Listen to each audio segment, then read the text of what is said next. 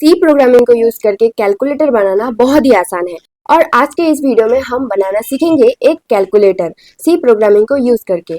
अगर आप इस चैनल पे नए हो तो चैनल को सब्सक्राइब कर लो और चलो देखते हैं कि कैलकुलेटर बनाने के बाद हमारा आउटपुट कैसा आएगा। तो सबसे पहले जो लाइन यहाँ पे आएगी वो है welcome to simple calculator, choose one of the following options. मतलब नीचे जो भी फॉलोइंग ऑप्शंस है उसमें से कोई भी एक आप चूज करो। तो सबसे पहले यहाँ पे बोल रहे हैं कि चूज एन ऑप्शन, तो हमने यहाँ पे चूज कर लिया 6 और 6 का मतलब होता है पावर। तो हमने फर्स्ट नंबर यहाँ पे देने के लिए बोल रहा है तो हमने दे दिया 4 और सेकेंड नंबर हमने दे दिया 8। तो यहाँ पे आउटपुट क्या आएगा, मतलब 4 की पावर अगर 8 करे तो आंसर क्या होगा। तो यहाँ पे हम देख सकते हैं कि आंसर आ चुका है। तो आप यहाँ पे देख सकते हो कि आंसर आ चुका है और यही आंसर है। आपको अगर डाउट है तो आप ये कैलकुलेट करके देख सकते हो, आंसर यही आएगा। इसी तरह से यहाँ पे ऐड, सब्सट्रैक्ट, उसके बाद मल्टीप्लाई, डिवाइड और मॉड्यूलस का भी ऑप्शन है और लास्ट में एक ऑप्शन है एग्जिट का। अगर आप 7 देते हो तो आपका कोड एग्जिट हो जाएगा, मतलब आपने सब कैलकुलेट कर दिया और आपको कुछ भी नहीं करना। इसका मतलब ये होता है। अभी हमें अगर कुछ भी मल्टीप्लाई करना हो तो हम 3 को चूज करेंगे। 3 को चूज करने के बाद हम हमारा फर्स्ट नंबर देंगे 6 और सेकेंड नंबर देंगे 3। तो यहाँ पे मल्टीप्लाई करने का आंसर कितना आएगा, 18। इसका मतलब क्या होता है कि इसका मतलब होता है कि हमारा जो कोड है वो अच्छे से रन हो रहा है और हमारा कैलकुलेटर अच्छे से हमें कैलकुलेट करके आंसर दे रहा है। तो चलिए देखते हैं ये कैलकुलेटर बनाने के लिए क्या कोड लिखना पड़ेगा। तो सबसे पहले हम हमारा VS कोड ऑन कर लेंगे। उसके बाद टाइप करेंगे #include stdio.h #include math.h। हमें हेडर फाइल math.h लेना पड़ेगा। उसके बाद हम लिखेंगे डबल डिवीजन AA, और double modulus int a int b। इसके बाद हमें एक फंक्शन कॉल करना पड़ेगा जो कि है void print menu और उसके बाद हम लिखेंगे int main जो सिंपल हर कोड में होता है। उसके बाद हम दे देंगे int चॉइस को हम इंटीजर में रखेंगे और फर्स्ट सेकेंड रिजल्ट सबको हम डबल में रखेंगे, double first comma second comma result. उसके बाद हम वाइल लूप क्रिएट करेंगे जहाँ पे हम वाइल का मान 1 रखेंगे। उसके बाद अपना फंक्शन फिर से कॉल कर देंगे प्रिंट मेनू। उसके बाद हम उसको एड्रेस कर देंगे scanf %d एम्परसेंड चॉइस, मतलब हमने चॉइस को एड्रेस कर दिया। इसके बाद हम कंडीशन लगाएंगे इफ चॉइस इक्वल टू 7। तो 7 हो जाने के बाद मतलब एग्जिट, 7 का मतलब क्या था, एग्जिट हो जाने के बाद यहाँ पे हम ब्रेक लगा देंगे। उसके बाद कंडीशन होगा इफ चॉइस लेस देन 1 और चॉइस ग्रेटर देन 7। तो इसमें हम प्रिंटफ करेंगे fprintf। यहाँ पे fprintf क्यों लगाया हमने, stderr मतलब स्टैंडर्ड एरर। यहाँ पे एरर आएगा इनवैलिड मेनू चॉइस, मतलब आपने जो चॉइस किया है वो इनवैलिड है, वो चॉइस वैलिड नहीं है। तो यहाँ पे आपको नीचे आएगा कंटिन्यू मतलब आप फिर से अपना कोड रन करो, ऐसा मतलब आपको फिर से कंटिन्यू करना पड़ेगा।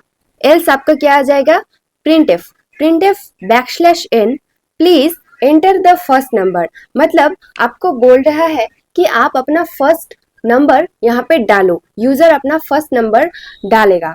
उसके बाद एड्रेस कर लेंगे scanf %lf। यहाँ पे हमने lf क्यों डाला, यहाँ पे हमने डबल यूज किया है इसीलिए हम यहाँ पे lf यूज करेंगे। और एड्रेस कर देंगे एम्परसेंड फर्स्ट, मतलब हमने फर्स्ट नंबर को यहाँ पे एड्रेस कर दिया है। उसके बाद हम लगा देंगे दूसरा प्रिंटफ, इसमें हम प्रिंट करेंगे हमारा सेकेंड नंबर।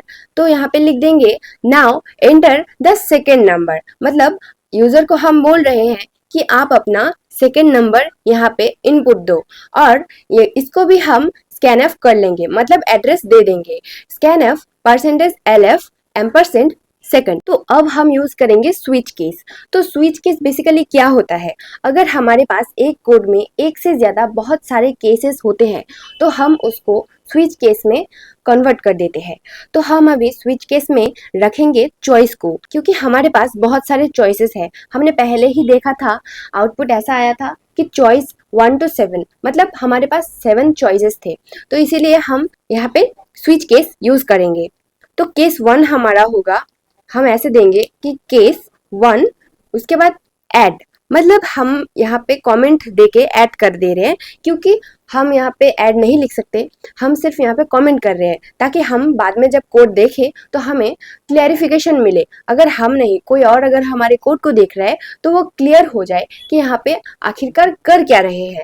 तो इसके बाद हम रिजल्ट में दे देंगे फर्स्ट प्लस सेकेंड, उसके बाद हम दे देंगे ब्रेक, क्योंकि अगर आपने केस 1 चूज किया होता तो यहाँ पे रिजल्ट क्या आता, फर्स्ट और सेकंड का प्लस आता, उसके बाद ब्रेक दे देते क्योंकि आपका तो आंसर आ चुका है। उसके बाद अगर ऐसा नहीं हुआ तो हम सेकंड केस में आएंगे, और सेकंड केस है सब्सट्रैक्ट, थर्ड केस है हमारा मल्टीप्लाई, उसके बाद फोर्थ केस है हमारा डिवीजन, उसके बाद फिफ्थ केस है हमारा मॉड्यूलस, और सिक्स्थ केस है हमारा पावर। सबका जो रिजल्ट लिखने का जो स्टाइल है वो अलग अलग होता है। तो चलो हम थोड़ा सा देख लेते हैं कि कैसे हम केसेस में अपना रिजल्ट को डिफाइन करेंगे। तो प्लस माइनस तो बहुत ही इजी होता है, plus icon and minus icon दे देने से ये हो जाता है। बस मल्टीप्लाई में हमें क्या करना पड़ेगा, इनटू की जगह हमें स्टार देना पड़ेगा, ये यहाँ पे स्पेशल है। और डिवीजन के जगह पे हमें क्या करना पड़ेगा, result equals to division first comma second, ऐसे करके हम लिखेंगे तभी हमारा आउटपुट निकलेगा। और सबसे स्पेशल केस यहाँ पे जो है, जो आपको याद रखनी पड़ेगी, वो है मॉड्यूलस का केस। मॉड्यूलस में हम क्या करेंगे, result is equal to modulus int, हम फर्स्ट ब्रैकेट में इंट ले लेंगे, उसके बाद फर्स्ट कॉमा फिर से इंट, फिर दे देंगे सेकेंड, क्योंकि यहाँ पे हमने डबल और इंटीजर दोनों ही मॉड्यूलस के लिए लिया है, इसीलिए हमें ये लिखना पड़ेगा।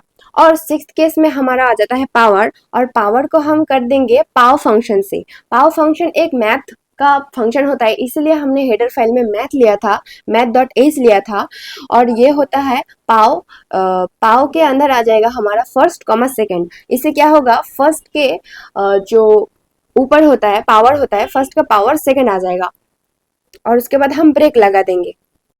अब हम एक कंडीशन देखेंगे कि if is nan not result, मतलब जो एक्सक्लेमेटरी मार्क है वो अगर इज नैन के आगे बस हम बैठा दे और रिजल्ट ब्रैकेट में लिख दे तो क्या हो जाएगा, print F result of operation is percentage .2f result. इसका मतलब क्या होता है, इज नैन मतलब आपका अगर रिजल्ट, माने आप अगर इन सब में से कोई एक चूज करते हो तो आपका ऑपरेशन जो है उसका आंसर, उसका रिजल्ट आ जाएगा। और उसका रिजल्ट आपको कितने पॉइंट्स में रखना है, जीरो के बाद, मतलब आपको पॉइंट के बाद कितने कितने घर तक उस आंसर को रखना है। कि ऐसा मान लो कि 5.2346, तो आपको कितना तक रखना है, 2.2346 रखना है या फिर 23 तक खत्म कर देना है, वही होता है। तो हमने यहाँ पे 2f लिया है तो हमारा 2 घर होके खत्म हो जाएगा। इसके बाद हम कर देंगे रिटर्न 0, मतलब यहाँ तक सब काम हो चुका है। अब हम कर देंगे डबल डिवीजन, इसका जो है ये इसमें आ जाएगा double A comma double B. अब इसको हम कर देंगे कंडीशन लगा देंगे इसमें एक, इफ बी इक्वल टू 0, मतलब बी अगर 0 हो गया, ए और बी हमने दो घर मतलब दो इनपुट ले लिए,